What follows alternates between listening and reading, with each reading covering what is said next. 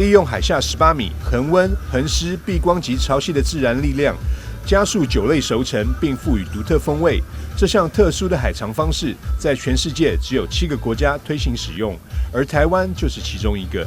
海底的深度大概18米到20米，然后它的温度要差不多是在我们20到25度的这一个环境之下，它才有办法去做熟成。金门酒厂这次发表的海藏特仕版，特别选用7年以上的陈膏制作，再加上100天海下环境陈化，入喉柔顺，风味独特。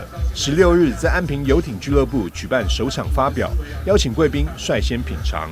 风味有没有比较不一样？不一样，哪边比较不一样？可以形容。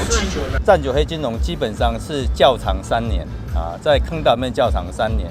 那这次海藏呢，基本上蔚山公司它除了买我们窖藏3年之后，它又就是平陈，就放在瓶子里面再放了4年，所以这是在海藏的部分呢，至少有7年的一个这一个陈量所以我们叫7年存。